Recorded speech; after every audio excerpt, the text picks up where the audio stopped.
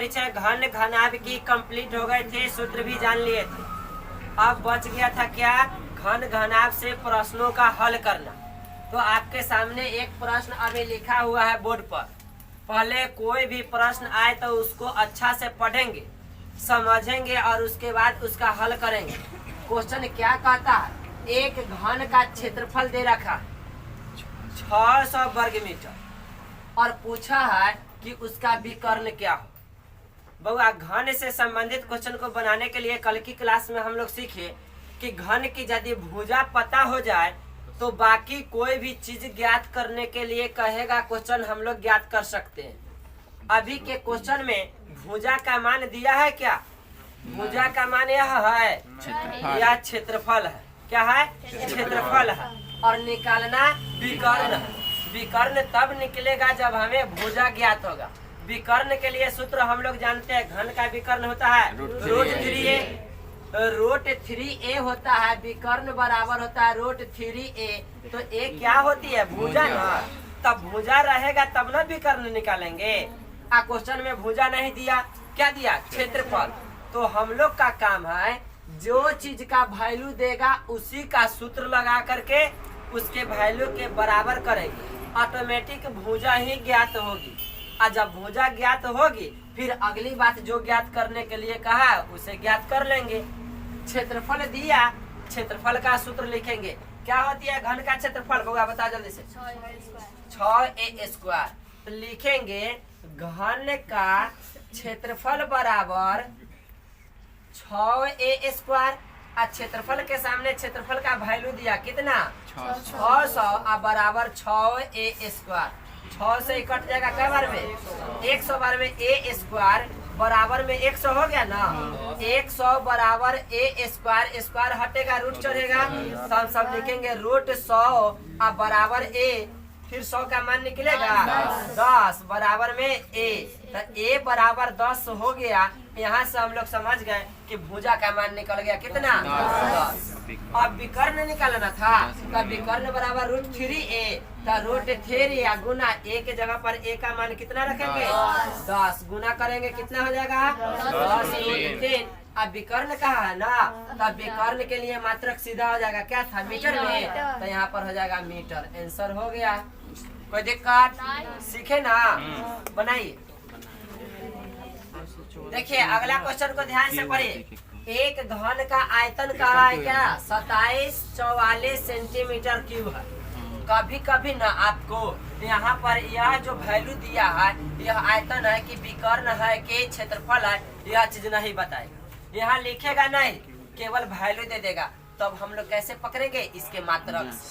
मात्रक में यहाँ आयतन न लेकर के कह देता कि एक घन का मान इतना सेंटीमीटर क्यूब है तो हम लोग समझ लेते कि क्या है? आयतन है।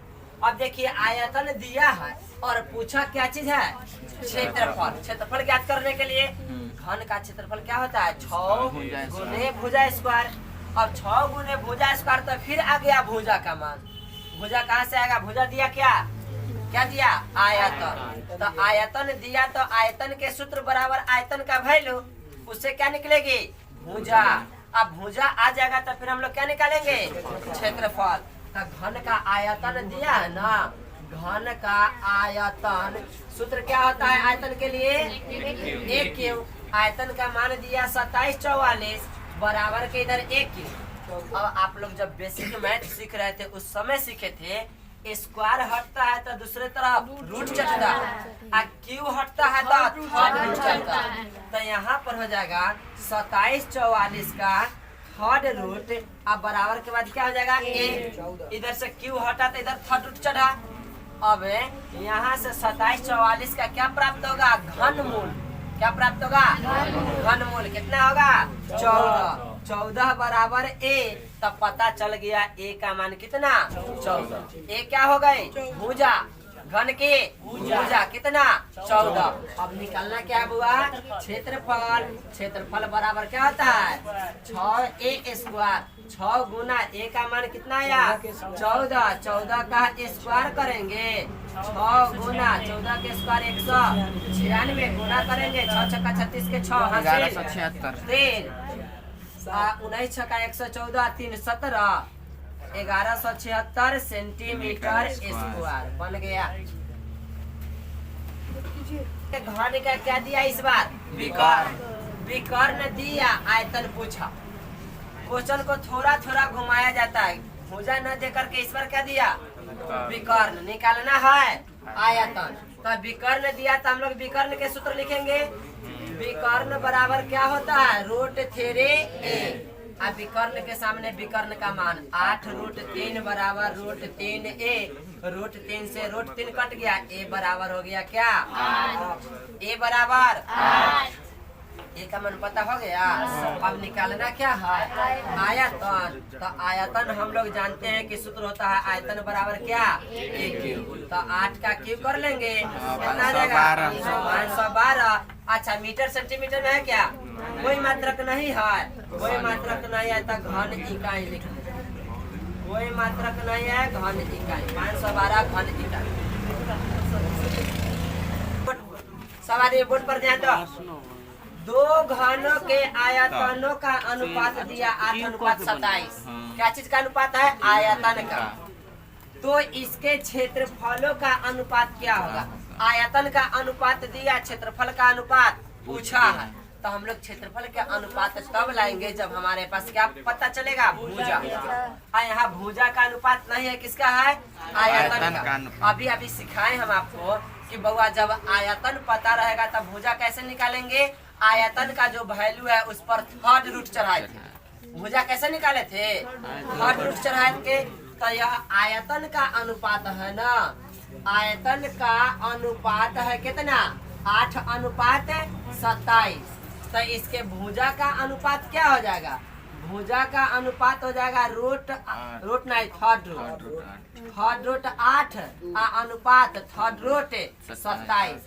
थर्ड रूट 8 का मान निकलता है क्या? 2। थर्ड रूट 27 का भी मान निकलता है 3। 2:3 आया क्या चीज? भुजा का अनुपात। जब भुजा का अनुपात पता हो गया तो क्षेत्रफल निकालना है। तो क्षेत्रफल का अनुपात क्या हो जाएगा? तो इधर भी 6a² और अनुपात में इधर भी 6a²। 6 का 6 रहे, 6 से 6 कट जाएगा, a²। तो a का मान इधर में लिखेंगे 2 का स्क्वायर। अनुपात इधर में a का मान 3 का स्क्वायर। तो क्या हो जाएगा? 2 के स्क्वायर 4, अनुपात 3 का स्क्वायर 9। आ गया क्षेत्रफल का अनुपात क्या? 4:9। नोट करिए। देखिए, एक कमरा 12 मीटर लंबा, 9 मीटर चौड़ा, 8 मीटर ऊंचा। सुनिए, 3 लंबाई दिया कमरा की, लंबाई भी दिया, चौड़ाई भी दिया और ऊंचाई भी दिया। मतलब जो कमरा हम लोग का है वह घनाभ के आकार का। लंबाई, चौड़ाई, ऊंचाई तीनों यदि पता रहे और एक बात और समझना है कि तीनों की माप अलग अलग रहे तो हम लोग समझ लेंगे कि कमरा का आकार कैसा है? घनाभ के जैसे। अधिकतम किस लंबाई की बांस रखी जा सकती है? अच्छा, कोई भी कमरा हो उसमें अधिकतम लंबाई की बांस हम लोग कैसे एडजस्ट कर सकते हैं? एक कोना से दूसरे कोना कोनी करेंगे तो अधिक लंबाई की बांस रखी जाएगी। इसका मतलब कोना से कोना की लंबाई क्या कहलाती है? उसकी विकर्ण। क्या कहलाती है? विकर्ण। मतलब क्वेश्चन कहा है कि घनाभ का विकर्ण ज्ञात कर। अब देखिए, घनाभ के विकर्ण के लिए सूत्र हम लोग को पता है। विकर्ण बराबर सूत्र क्या जानते हैं?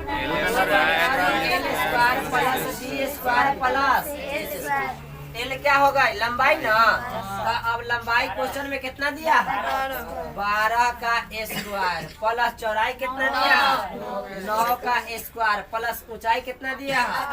8 का स्क्वायर। स्क्वायर तोड़ के जोड़ेंगे। 12 का स्क्वायर 144, 9 का स्क्वायर 81, 8 का स्क्वायर 64। जोड़ लीजिए 289 का रूट के वैल्यू निकल जाएगा क्या? 17 मीटर हो गया आंसर के। उस कमरा में 17 मीटर लंबी बांस रखी जा सकती है। क्लियर? क्वेश्चन कहा कि एक घन की भुजा को 3 गुनी कर देने से पहले से कुछ न कुछ भुजा रहेगी, बाद में उसे कई गुना कर दी जाएगी? 3 गुना। इसके आयतन, विकर्ण और क्षेत्रफल पर क्या प्रभाव पड़ेगा? मतलब आयतन में, विकर्ण में और क्षेत्रफल में वृद्धि होगी कि कमी होगी? वृद्धि होगी तो कितने की और कमी होगी तो कितने की, यही चीज को हम लोग को दिखाना है। तो पहले से कोई भुजा का मान नहीं दिया, कोई भुजा का मान नहीं दिया, तो हम लोग पहले से मान लेंगे घन की भुजा ए। क्या मानेंगे? ए। लिखेंगे माना घन की भुजा, घन के भुजा बराबर ए मीटर मान लीजिए या सेंटीमीटर मान लीजिए, चाहे कुछ नहीं मानेंगे तो ए इकाई लिख ले। मान लिए घन की भुजा ए इकाई। जब ए भुजा माने तब इसका आयतन क्या होगा? आयतन हो जाएगा, हम लोग जानते हैं ए का क्यू, मतलब ए क्यू घन इकाई, ए क्यू घन इकाई। जिस समय भुजा ए थी उस समय उसका आयतन हो गया ए क्यू, और इसी समय इसका विकर्ण क्या हो जाएगा? इसका विकर्ण हो जाएगा √3a, होगा कि ना? इकाई लिख देंगे यहाँ पर। और इसी समय इसका क्षेत्रफल क्या होगा? इसका क्षेत्रफल होगा 6 इंटू भुजा स्क्वायर, मतलब ए स्क्वायर, ये हो गया वर्ग इकाई। किस समय? किस समय? जब भुजा हम लोग माने हैं ए, तब की बात है। अब क्या करेंगे हम सब कि भुजा ए को 3 गुना से बढ़ा देंगे। क्वेश्चन कह रहा है ना कि भुजा को 3 गुना कर देने से, तो जब भुजा को 3 गुना कर दिया जाएगा तो लिखेंगे हम लोग भुजा को 3 गुना करने पर, बउआ 3 गुना कर रहे हैं मतलब बढ़ा रहे हैं भुजा को, तो पहले से भुजा ए इकाई, अब 3 गुना कर रहे हैं तो 3 गुना ए हो जाएगा, मतलब अब भुजा कितना हो गया? 3a इकाई हो गया। अब जब भुजा को 3 गुना कर दिए हैं तब, तो अब इसका क्षेत्रफल जब 3 गुना हो गया तब इसका क्षेत्रफल हम लोग देखेंगे, तो क्षेत्रफल बराबर लिखेंगे 6 गुने भुजा स्क्वायर, तो भुजा के जगह पर 3a का स्क्वायर। अब इसको हम लोग तोड़ेंगे, 6 का 6 आ गुना 3 के स्क्वायर 9 आ ए का स्क्वायर ए स्क्वायर 9a स्क्वायर। अगला स्टेप में आएगा 6 को 9 से गुना करेंगे तो 54a स्क्वायर, यहाँ पर लिखेंगे हम लोग वर्ग इकाई। अब देखा जाए कि पहले जब भुजा ए माने थे उस समय का क्षेत्रफल क्या रहा?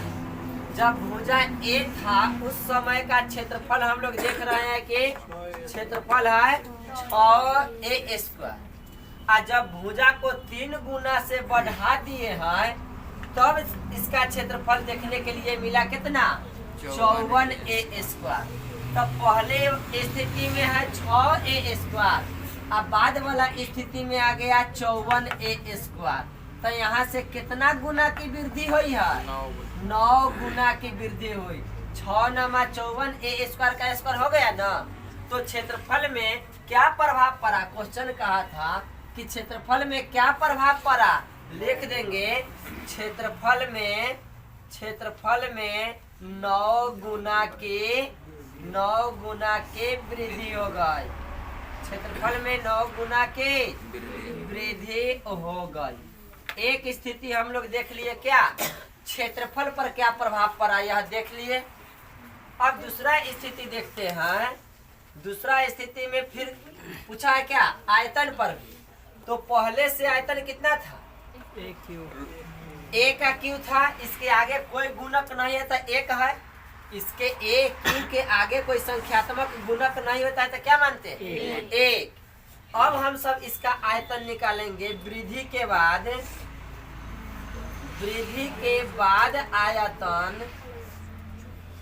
आयतन निकालेंगे तो घन का आयतन क्या होता है? भुजा का क्यू। अब वृद्धि के बाद भुजा क्या हो गया? 3a, तो लिखेंगे 3a का क्यू करेंगे। और 3a का क्यू करेंगे तो 3 का क्यू क्या हो जाएगा? 27 हो जाएगा ना। और a का क्यू जोड़ेंगे तो कितना हो जाएगा? ए क्यूब हो गया। तो देखिए पहले से आयतन है कितना, पहले से आयतन है एक ए क्यूब, अब आयतन हो गया 27 ए क्यूब। तो बउआ एक ए क्यू से 27 ए क्यू हो गया, तो कई गुना बढ़ गया, सॉरी यहाँ पर ए क्यू होगा ना, एक ए क्यू से सब बढ़ करके 27 ए क्यू हो गया, तो कितना गुना बढ़ गया, 27 गुना की वृद्धि हुई। हम लोग लिखेंगे कि आयतन में 27 गुना की वृद्धि हो गई, 27 गुना की वृद्धि हो गई। अब हम सब एक चीज और देखेंगे, विकर्ण पर क्या प्रभाव पड़ा ना। तो जिस समय भुजा ए थी उस समय का विकर्ण क्या आया है, √3a। अब नया विकर्ण निकालेंगे तो देखिए वृद्धि के बाद विकर्ण निकालेंगे, तब विकर्ण घन के विकर्ण के लिए सूत्र क्या होता है, √3a गुना में भुजा ए होता है ना। तो वृद्धि के बाद भुजा क्या है, वृद्धि के बाद भुजा है 3a।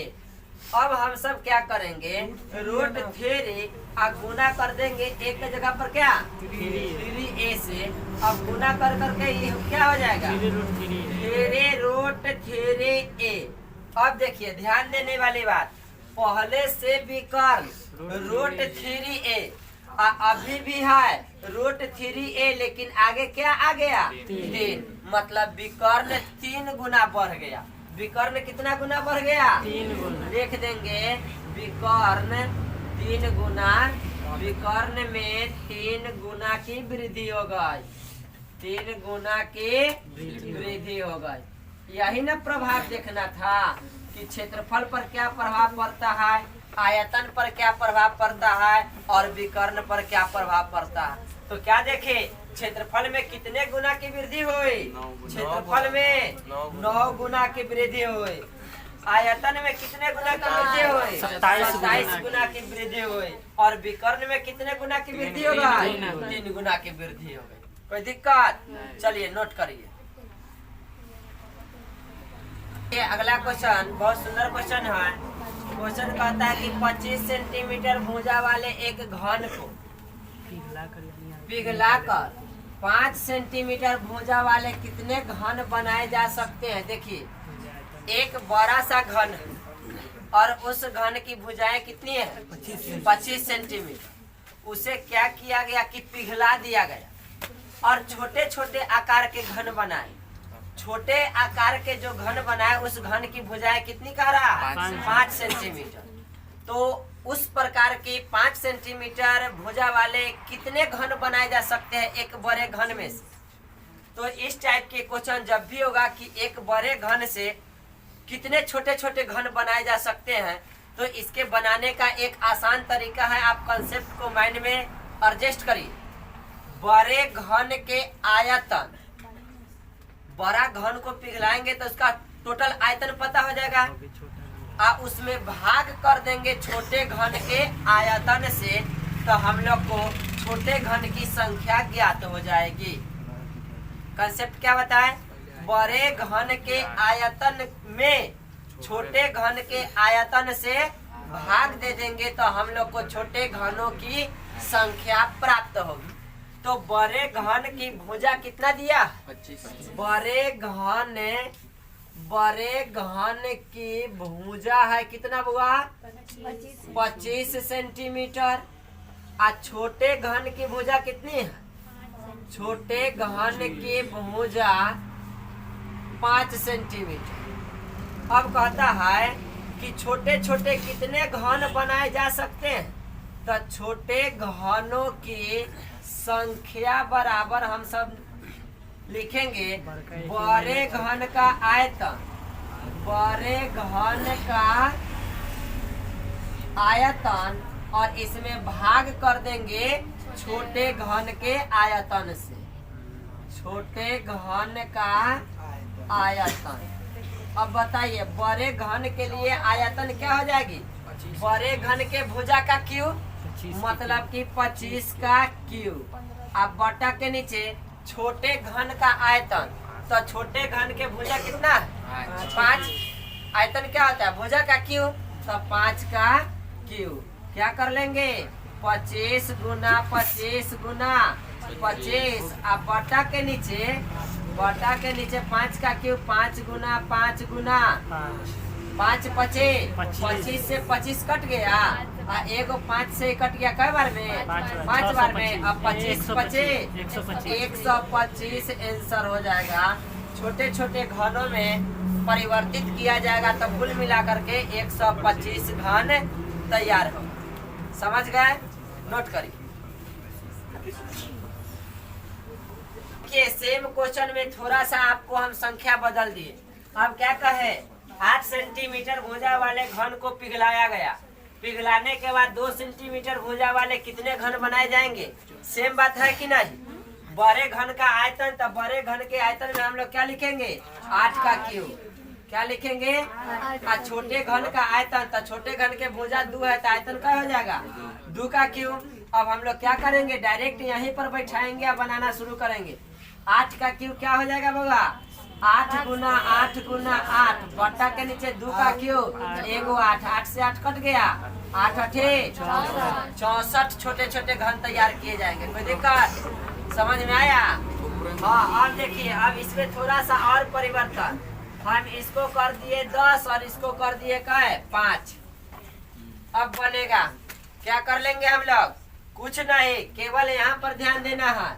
जहाँ 8 का क्यू है वहाँ पर 10 का क्यू करेंगे। 10 गुने 10 गुने 10 बटा के नीचे 5 का क्यू, 5 गुने 5 गुने 5, 5 दूना 10, 5 दूना 10, 5 दूना 10। कै गो घन तैयार होगा? 8 गो। समझ में आ रहा है ना? तेजी करना बता रहे हैं आपको, कुछ नहीं करना है। बड़े घन की भुजा की लंबाई हो गया 20, छोटे घन के भुजा की लंबाई हो गया 4। क्या करना है? छोटे छोटे कितने घन तैयार होंगे?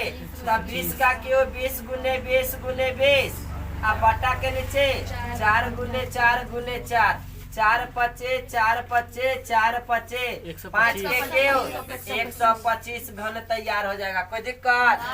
तब बड़े घन के आयतन बटा छोटे घन के आयतन क्या प्राप्त होगा? छोटे घनों की संख्या। एगो टाइप क्लियर हो गया ना? चलिए अब दूसरा टाइप देखें। क्वेश्चन अब आगे क्या कहा, वही क्वेश्चन को सीधे घुमा दिया थोड़ा सा। लोहा के 3 घनों के सिरों की लंबाई क्रमशः कितना है? 6 सेंटीमीटर, 8 सेंटीमीटर और 10 सेंटीमीटर। लोहा का घन है कै गो? 3 गो। अलग अलग घन है और तीनों घन के भुजा की लंबाई कितना कितना है? एक का 6, दूसरे का 8 और तीसरे का 10। तीनों घन को पिघला करके एक जगह कर दिया गया और पिघलाने के बाद उस तीनों की जो मात्रा हुई उससे एक बड़ा घन तैयार किया गया। तो बड़े घन के सिरों, बड़े घन के प्रत्येक सिरों की लंबाई क्या होगी? घन के सिरा सभी तो बराबरे न होता है, तो एक सिरा की जितना लंबाई होगा उतने न लंबाई के सभी भुजा होगी उसकी घन की। तो कह रहा है कि प्रत्येक सिरों की लंबाई क्या होगी? तो हम सब क्या करेंगे? छोटे घन के आयतन को, 3 गो घन है ना, तीनों के आयतन को जोड़ देंगे। लिखेंगे बड़े घन का आयतन बराबर हो जाएगा, एगो पहला घन का आयतन 6 का क्यू प्लस 8 का क्यू प्लस 10 का क्यू। तीनों छोटे घन के आयतन को जोड़ देंगे तब बड़े घन का आयतन हो जाएगा।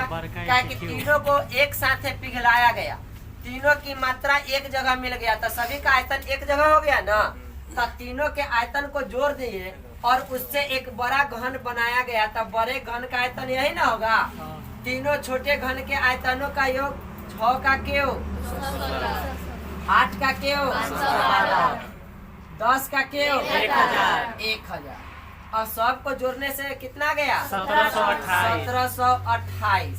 तो 1728 घन सेंटीमीटर हो जाएगा, सेंटीमीटर क्यूब। यह हो गया हम लोग को बड़े घन का आयतन। जब बड़े घन का आयतन पता हो गया तब बड़े घन की भुजा ना निकाल सकते हैं। बड़े घन के भुजा। आपको पता है कि आयतन जब ज्ञात हो, अब भुजा निकालना हो तो आयतन पर थर्ड रूट चढ़ाया जाता है, ये ना होता है। आयतन पर क्या चढ़ाएंगे? Third root. तो 1728 है, ए पर थर्ड रूट हम सब चढ़ा देंगे। तो थर्ड रूट चढ़ाने का मतलब घनमूल निकालना। थर्ड रूट 1728 का मूल निकलेगा क्या? 12। याद करवाए हैं? 12 का क्यू कितना होगा? 1728। तो इस 1728 का घनमूल निकल के आ गया कितना? 12 सेंटीमीटर। तो बड़े घन की प्रत्येक भुजा की लंबाई कितनी होगी? 12 सेंटीमीटर। क्लियर? छापी।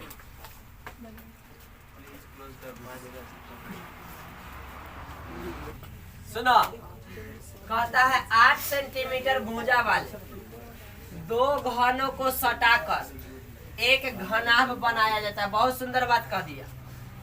दो घन को सटाएंगे 8 सेंटीमीटर। देखिए ध्यान से पहले बातों को समझिए। एक क्वेश्चन समझने से कई क्वेश्चन को बनाने की क्षमता हो जाती है। हम पहले दो गो घन बना करके आपको सटा देते हैं। एक घन तो आप लोग देख लिए कि यहाँ पर बन गया 8 सेंटीमीटर भुजा वाला यह घन है। एक और इसके बगल में 8 सेंटीमीटर भुजा वाले घन को सटा दिया गया। यहाँ से क्या किया गया?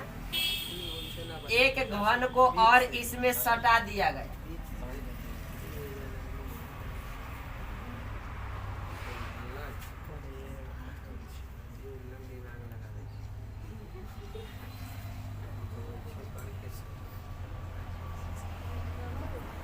दो घन को इसमें सटा दिया गया।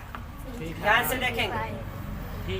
अब ये पहले से ही घन के भुजा की लंबाई कितनी थी? 8। सब कुछ 8 था, लंबाई भी, चौड़ाई भी और ऊंचाई भी।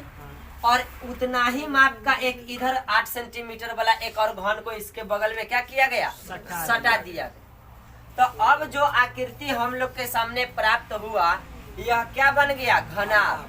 क्वेश्चन कह रहा है कि दो घन को सटाकर एक घनाभ बनाया जाता है। तो घनाभ का पृष्ठीय क्षेत्रफल क्या होगा? मतलब घनाभ में जितना पृष्ठ होता है संपूर्ण पृष्ठ का क्षेत्रफल क्या होगा? अब इस आकृति की हम लोग देख रहे हैं। घनाभ जो प्राप्त हुआ, इस घनाभ की लंबाई हो गया 16 सेंटीमीटर। 8 + 8 16 होगा कि नहीं? और इसकी चौड़ाई कितना रहेगा? 8 सेंटीमीटर रहेगा। चौड़ाई में कोई परिवर्तन नहीं। ऊंचाई कितना रहेगा? 8। तो पहले से यह घन था, तो घन की तो चौड़ाई, ऊंचाई, लंबाई सब बराबर। और उतना ही माप का एक दूसरा घन सटाया गया है, तो उसका भी ऊंचाई और चौड़ाई वही हो जाएगी, मतलब 8 सेंटीमीटर हो जाएगी। बदली है तो क्या चीज? लंबाई। अब कहा है कि इस घनाभ का पृष्ठीय क्षेत्रफल क्या होगा? देखिए पृष्ठीय क्षेत्रफल बराबर हम सब सूत्र जानते हैं, 2 × LB + BH + HL। यही ना जानते हैं घनाभ का क्षेत्रफल। अब बनाएंगे हम लोग 2 × LB मतलब 16 गुना 8 प्लस 8 गुना 8 गुना 8 प्लस 8 गुना 16। बाहर में 2 को रहने देंगे। 16 थे 128 प्लस 8 के 64 प्लस 16 थे 128। जोड़ देंगे अंदर वाला को। हाँ तो 2 गुने सबको जोड़ने के बाद आया है 320। 2 से गुना कर देंगे 640 सेंटीमीटर स्क्वायर। आंसर आ गया। समझो में आ गया होगा? छापी। 125 सेंटीमीटर क्यूब वाले 3 समान घनों को परस्पर साथ रखकर किनारे को इस प्रकार से जोड़ा गया है कि वह घनाभ बन जाता। तो घनाभ का कुल पृष्ठीय क्षेत्रफल क्या हो? क्वेश्चन यही बात कहा। सबसे मेन बातें क्वेश्चन में ऊपर दिया हुआ, यहीं से बहुत लोग को समझ में आ गया होगा और यहीं से बहुत लोग को समझ में नहीं आया। 3 जो घन दिया गया है, वह तीनों घन समान आयतन का है। मतलब आयतन समान है तो तीनों घन की भुजा भी समान होगा।